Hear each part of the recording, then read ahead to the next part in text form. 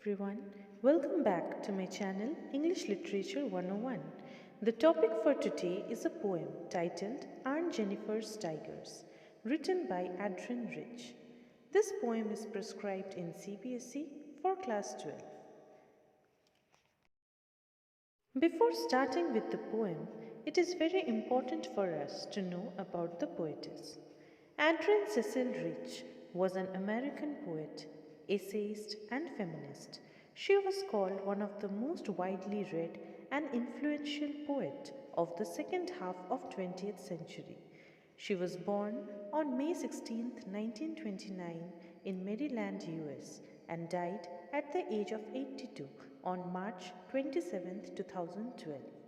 She was even honored with some prestigious awards like the National Book Award 1974, Bollingen Prize 2003 and Griffin Poetry Prize 2010. So without any further ado, let's begin with the poem. Aunt Jennifer's Tigers. This poem showcases feminist concerns.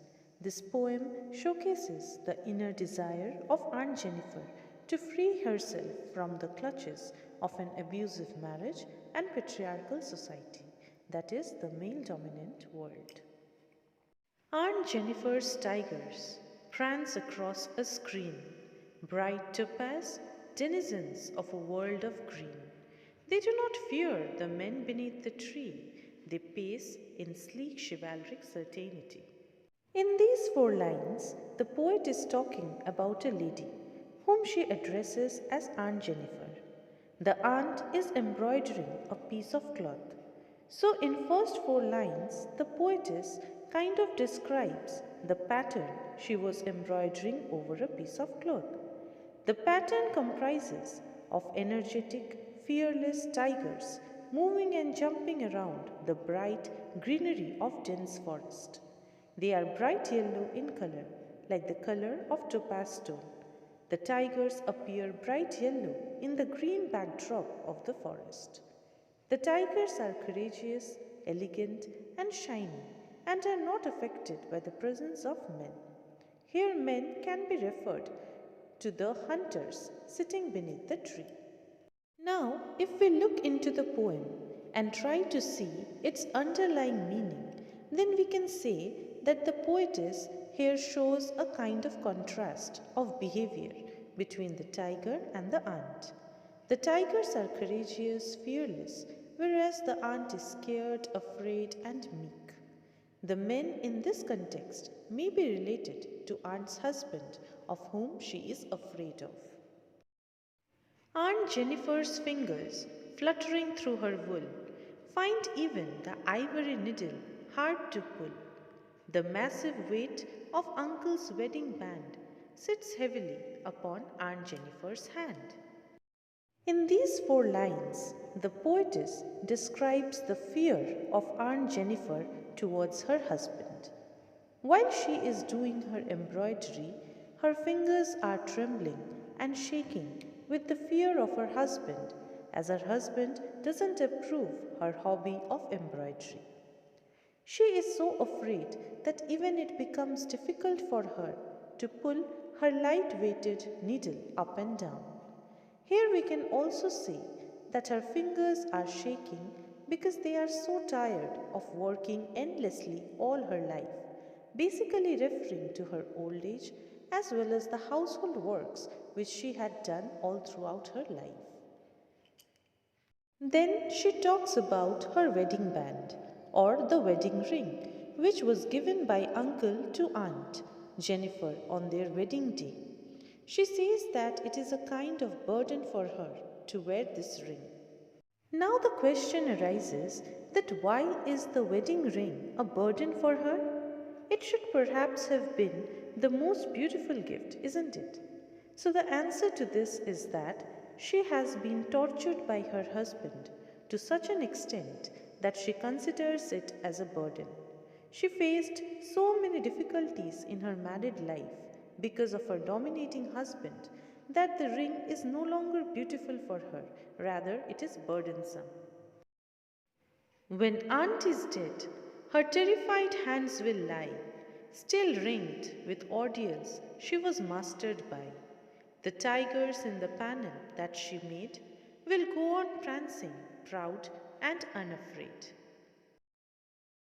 As we had already sensed that Aunt Jennifer is not happy, and she desires for freedom and fearlessness, just like that of the tigers that she had embroidered. Further, the poetess says that it is not possible for Aunt Jennifer to achieve this freedom during her lifetime. She can attain it only after death. And here comes an irony.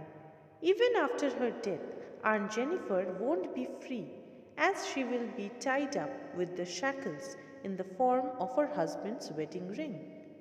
Whereas, on the other hand, the tigers, which she designed, will always showcase a fearless life, jumping around bravely and proudly, and will always depict Aunt Jennifer's inner desire of living a free life.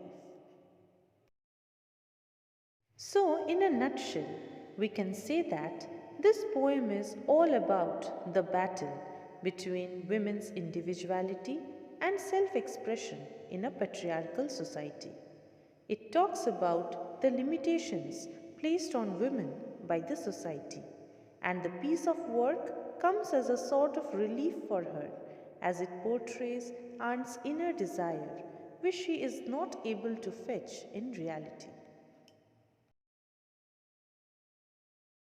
Here I have provided you with a list of word meanings that will be helpful for you.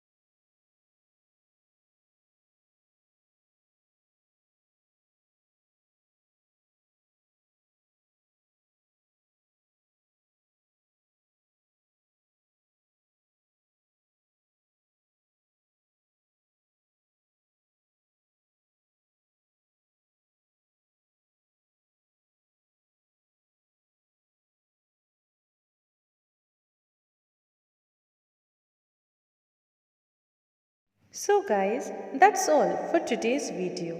I hope you all have understood the chapter well. If you have any queries related to the chapter, do write in the comment section below. And don't forget to like, share and subscribe.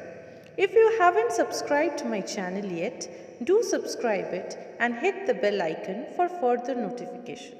Thank you.